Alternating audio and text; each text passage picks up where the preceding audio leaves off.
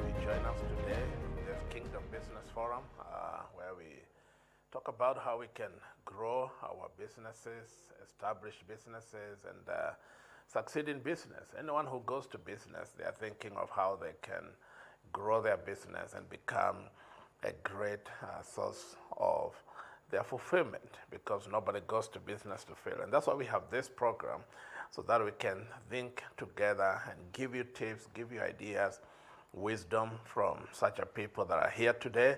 And today I'm so excited to have a wonderful panel with a whole lot of experience in business, in investments, and growing small businesses, medium businesses, SMEs as we call them, so that we can learn from them. And beside me here we have Reverend Steve Kamau, and I want him to introduce himself as we continue. Welcome. Hello viewers, and thank you for tuning in on Faith Today TV. We hope that this conversation will be enriching and also educating. We hope that the wisdom that we bring on the table will help not only the established businesses, but also Mama Mboga will also benefit from this on how to stay in business. Welcome. Thank you. And next to him we have Enoch. Enoch, please introduce yourself. Thank you so much, Bishop. Hello viewers. My name is Enoch Chitonde Shija. Where I come from, we say, Webale nyo kunyaliriza. I hope you know where that is. I'm so excited. What does that mean? It means thank you so much for having me here. Okay. Yes. Sounds like speaking in tongues. Absolutely. So we love the Lord. We are so honored to be on this program. It's an international TV, and I want to welcome everyone from Uganda, Rwanda, East Africa, all over the world. This is going to be it. Yes, we are here to grow businesses to great fruition, like God has given us the resources. So I want to welcome you all. I want to encourage you to don't change the dial, just stay on. If you have any question, we are ready, loaded to give you the answers as by God's action. Thank you so much, and God bless you. Don't change the dial. Thank you, Enoch. And we also have Dr. Mungai here, Francis, and he can also introduce himself. Welcome, viewer. My name is Francis Mungai. As Bishop has said, I'm so passionate about helping business grow, and I'm happy to be in this panel today. I do run a company known as Strackwest Consulting, where I do business consultancy, and I'm also a minister of the gospel. Welcome. Thank you so much, Dr. Mungai. It's wonderful to have you here. Now, before we jump into business, maybe each one of us can tell us what has been on your mind for the last couple of days, especially seeing what is happening in the world, what is going on in the world. Now we've been talking of the war in Ukraine, but now we are again talking the war in Israel and Gaza. And when we see all these shakeups, of course, economies have been shaken. There's a lot of prices escalating and going up. And people are crying, and people are asking, where is our hope? So we are trying to think, what is happening. So I don't know, Dr. Francis, what has been on your mind? Well, Bishop, these are difficult times, especially when there's wars. And a war in the Middle East is one of the least that would have expected coming in the backdrop of Ukraine-Russia war. Because what starts happening is that we start getting constrained in terms of supply of oil, and prices go up. And we know once you touch oil, the whole world bleeds because everything goes up. So it's a time that we really need to pray. And also for businesses, they really need to be very, very careful in terms of how they manage their costs and how they plan their growth. It's time to pray, time to manage businesses, probably in a different way, because the oil prices are, and of course when the oil prices go up, everything goes up. And what has been on your mind when you see all these things happening? Well, like Bishop Francis has said, we need to pray for our countries. We need to pray for Israel and other countries that are having these disasters, these unrests, because you realize some of us have relatives in all over the world in these countries. So it is not just the Christians to pray for them. Everyone, wherever you are, it is a time for us to get on our knees and pray and believe God to get everything back to normal. So for me, what is on my mind and my heart, even here in church, we have a week of praying and fasting, believing God to stabilize the world right now. All we need is peace. All we need is tranquility. All we need, because much as we are talking about business, but if we are not here to, we don't have the life, we cannot push on. Most of us are being sustained by families, people in diaspora. So if they are no more, they are dead. You can't carry on, you can't move on. So it is a time to pray, and I believe we are blessed. I believe we can do something. You may not have a relative in these countries. You just pray on your knees. You spend an hour, maybe a minute to pray. I know God will do something. And actually, Bible commands us to pray for the peace of Jerusalem. I mean, it's disheartening to see, children, women especially, families that have been taken hostage, and people are crying, and families from all over the world. So we are praying and hoping for the best. Reverend Steve, what has been on your mind? It's very saddening to see what's happening in the East. When I saw the news about the attack in Israel and how many lives have been lost, I started imagining about the families, because right there in Kibbutz where it began, I was there a couple of years ago, and I imagined that could be me right there, and thinking about the lives of those people and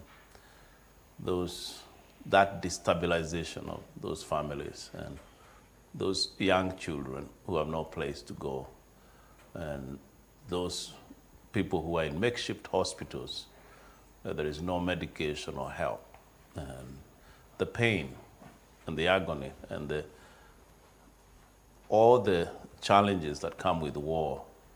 All we can say is that we are praying for Israel, we are praying for peace, we're praying for Ukraine, and we are praying that this does not escalate any further, that God will intervene, because only the hand of God can intervene.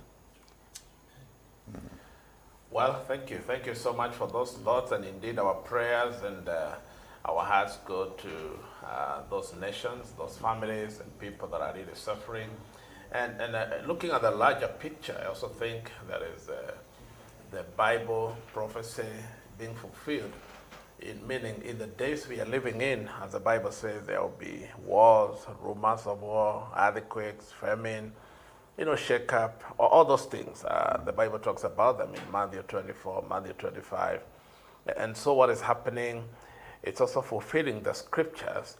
And that tells us that our Lord and our Savior, He's coming back soon. So I think even as we do business, I like the verse in the Bible that says, occupy till I come.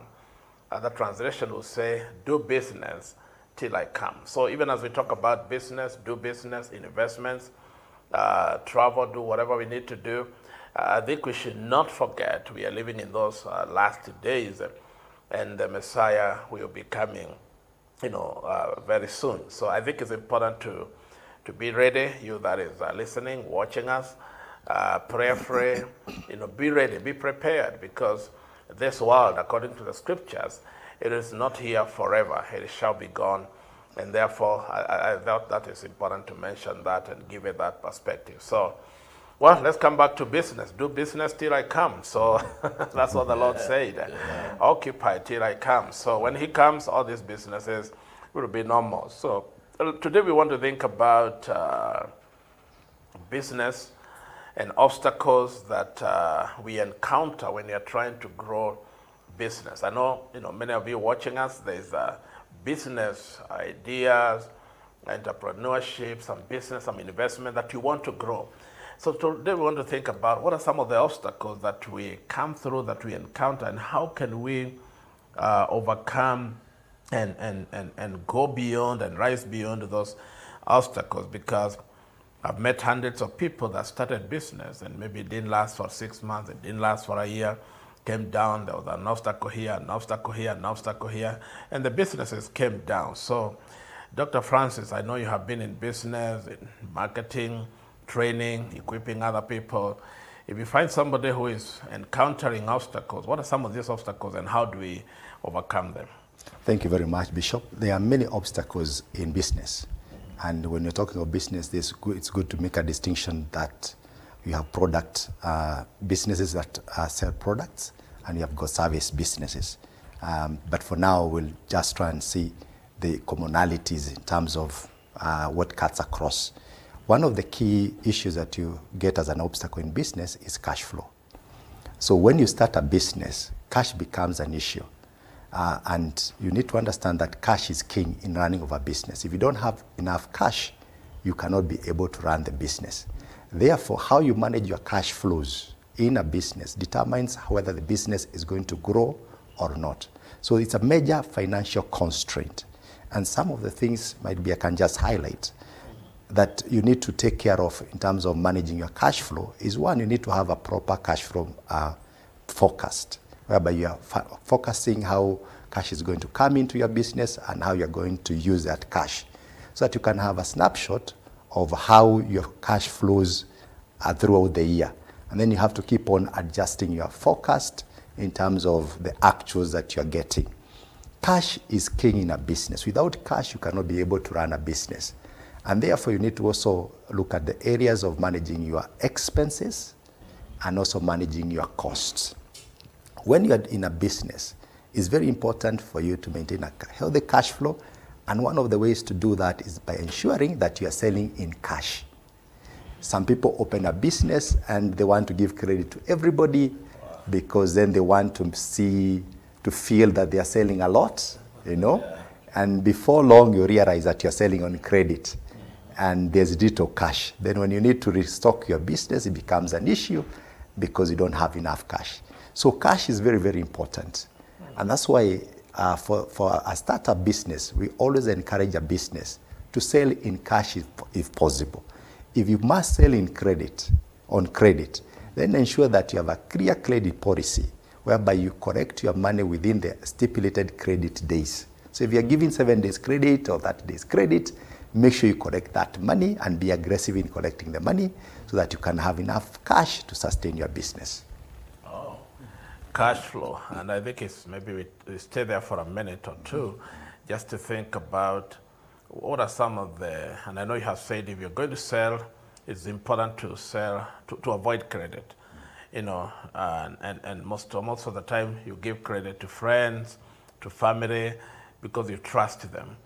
So if somebody came and maybe they are very close to you and they want to borrow, and of course you have other relationship, maybe family or friendship or a church, let's say even people you go to church together, people who are your colleagues. I remember when I was doing business in Nairobi and selling clothes, most of the people who never paid me until today, it's friends, very close friends. It's not people who are out there, I don't know. And they keep on telling you, I'll pay you. Like I would sell some, sweaters for ladies, and I take to somebody in their office because I realize these people don't have time to go to River Road, wherever, buy clothes and all that. They're busy from Monday to Friday. So I would buy this, take them to the offices, take shoes, and then somebody, maybe their sweater is 700 shillings, and they give you 200. And they say, you come next week or at the end of the month when we are paid, and we will give you the rest of the money. Then you go, they give you 100. Then they go 200. At the end of the day, they don't even pay the rest, or somebody was transferred, or somebody lost their job, and all that. So I like what you're saying, that avoiding credit by all means, and I think eliminating all these other relationships in a business. Don't think, because it's family, automatically they will pay me. Because it's church, we go to church together. Because we work together, automatically they will maybe my friend. No, I think it's not automatic. I don't know, maybe that's what you're saying. Exactly, that's what I'm saying. When you start a business, always try and sell your products in cash. Even if it's your services, try and sell your product in cash. If you must give credit, then you must do a rating of your customer and see that he's able to pay you back. You rate him, just like big businesses do. You don't just walk in today and they give you credit and they don't have your history in terms of the transactions that you do with them. And there's no ability that has been demonstrated that the person can be able to pay. The challenges you have with small business is that somebody wants to feel like he has sold something. Yeah. So when he sells even on credit, he thinks he's already sold. When I was doing, in my former employment, we used to be told by one of my directors that a sale is never complete until payment has been collected. Okay. So don't count it as a sale until you have collected the payment. Sure. And we used to have issues that time with a lot of bad and doubtful debts, whereby we give on credit and then somebody is not able to pay for one reason or another. And that becomes a major constraint financially in the business. Remember, you financed a business. If people are not paying you back, how are you going to restock your business? How are you going to buy more inventory? You know, how are you going to continue paying your employees? The other day, Bishop, sorry to say, that we've been reading, I think actually this week, we've been reading about people who are trading with government. That's true. And we are hearing about so many suppliers who have not been paid. Some of them are even contemplating suicide. Wow. and all that. So credit is really, really tricky. And a small business would do very well if you avoided credit. So even the people who give credit to the county, to the government, it's still credit. Yes. Because you said business has two sides. It's either you're offering products or Services. So you give your services to the government. You also have to be keen. And I have had so many people. I remember one guy I encountered, and he had done a lot with some county government, and they were not paying. And of course, after 5 years, they changed the government, and your money is kind of there. You don't know. They had borrowed from the bank, and that didn't go very well with him. I don't know, Reverend Steve, what do you think about this? First, I would not encourage someone to kill themselves because they are somebody who hasn't paid them, whether it's a government, because once you die, you're gone. You will not be able to transact another business. So don't die.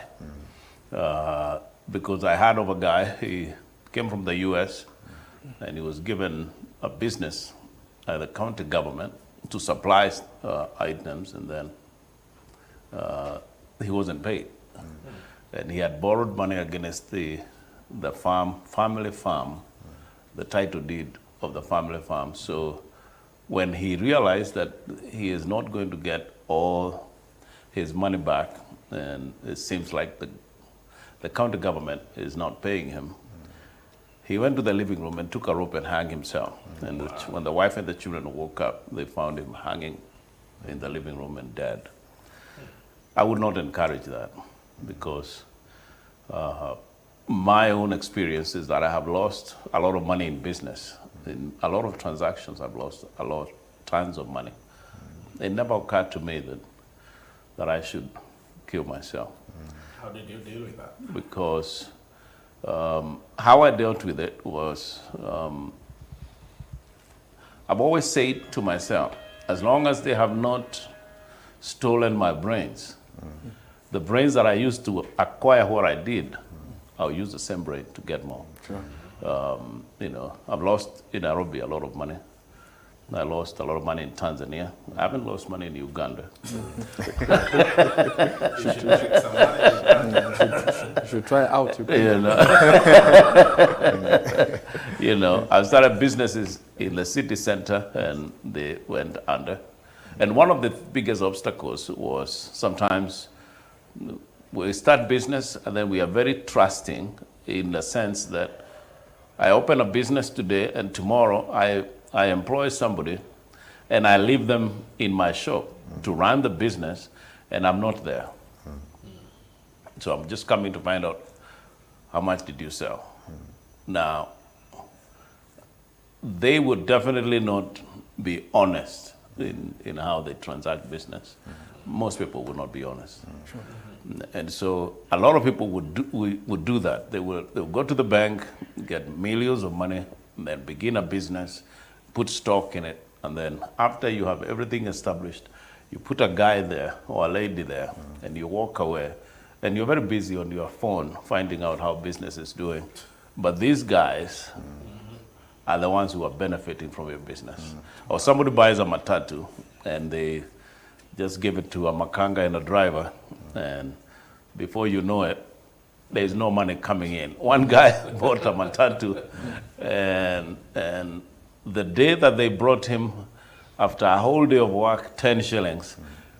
10 shillings is the day he said, I'm not going to do this business again.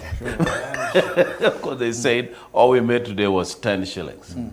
And he had put petrol, he had paid them, and they were working the whole day.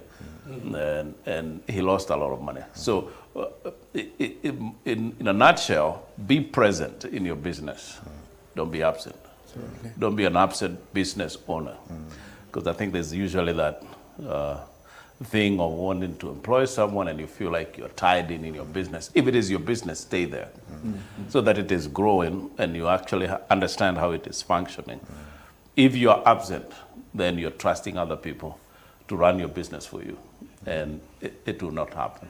So my personal experience is, if you're not going to be present in your business, don't start the business. All right? So get involved in your business. Get involved in your business.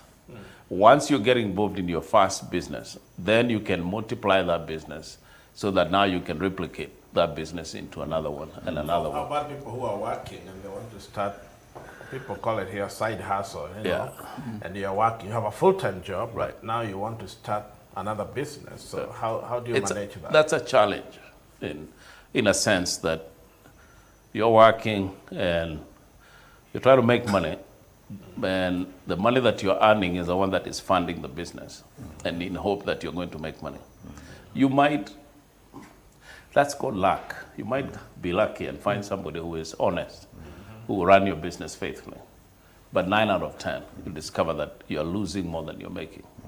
So if you want to go into business, go into a business 100%, or find a business that does not involve commodities, that it will involve a lot of losses. There's a lot of businesses people can do that don't require you to be there.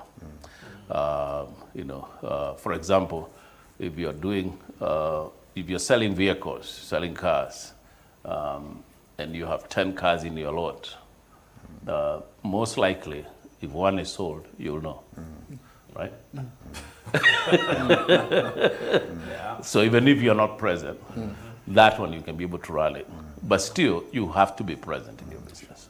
You really have to be present in your business. I remember a guy in Thika who was very wealthy, but he had a butchery, so he used to count the number of cups of soup that they are making. But if they're making soup, then they can add water. So Exactly. so it beats the purpose of trying to. So he thought, okay, I am counting, if there are 25 cups of soup, I know how much to expect. But when you're not there, they add water, Keep moving. and they keep selling.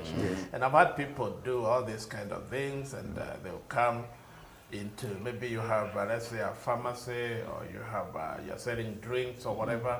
Some people even bring their own items when they're coming to work. And this becomes a challenge. For you, your stock is there. They are not stealing from your stock, but they bring their own medicine, they bring their own water, they bring their own juices or sodas.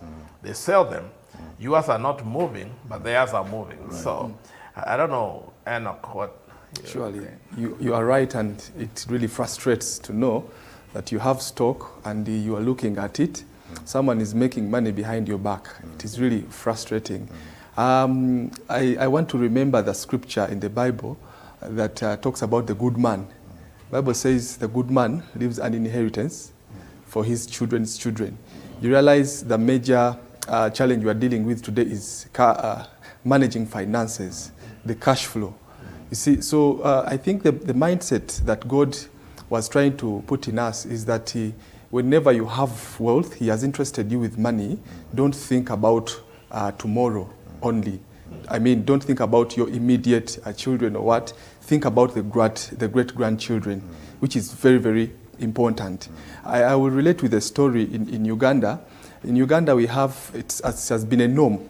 Someone has been successfully managing a business. When they die with a business. You know, I'm sure even in Kenya you have most of those experiences. It's very common. But we have a unique family that I learned from. We call the Murwana family. In fact, they have a company called Murwana Group of Companies.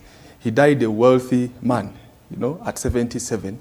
When you look at his plan, he was a man who had a system in place.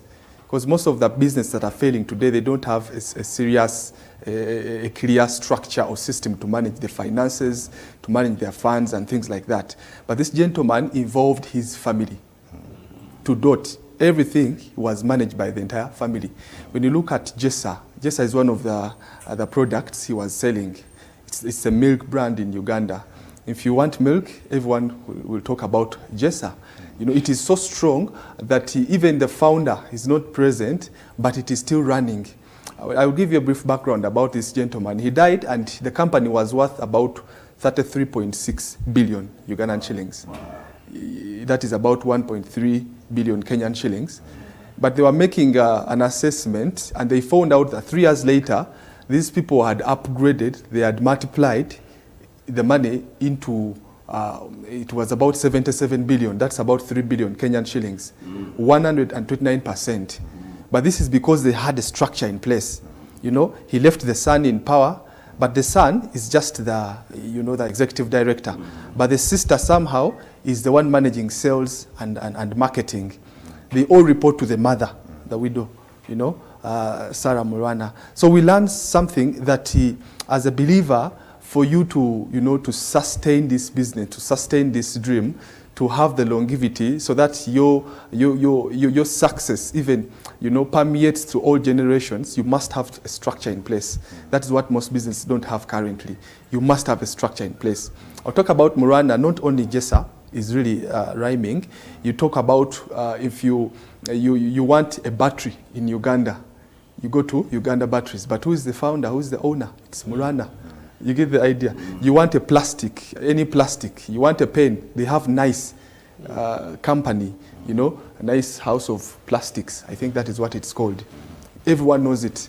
You know, you want a plastic plate for the churches. You want a plastic chairs. He was there, you know. So he was in all these areas of life, but not that he was so smart, not that he was very educated, but he knew how things work. You must have a system in place. You must have a structure that manages your finances, and your family is a good network to start with. Because if they can manage your finances so well, you're going to be the successful, the most excited man, even after this life. Right now, when you talk about businesses in Uganda, and families in Uganda, and you don't talk about Murwana, we don't understand you. We don't really get you, because that perfect story, it has even helped me personally. To know that much as I'm in business, I must pay attention to my family. I must involve them. Because if you are not involving your family members very well, they're the people who are going to eat your capital. You know, they're going to eat your capital. I remember, Bishop, you have told us about credit. Do not work on credit. And you know that most people that really, they're appealing, you feel like if I don't give them on credit, maybe I'm doing something bad. So, but if you put a structure in place, how they access funds, how they manage them, it can help sustain your business. Yes. Wow, very important. And I wonder what are some of those systems, because I think you have brought up a very important aspect here, that one of the obstacles that and a challenge in business, looking at the longevity of the business, because you want to start a business and you want it to continue 10 years, 20, or even outlive you. So I don't know, Dr. Mungai, when you listen to that kind of a story from that business set up in Uganda, what are some of the systems and things that people should consider if you want your business to stay long, you know, like he's talking about?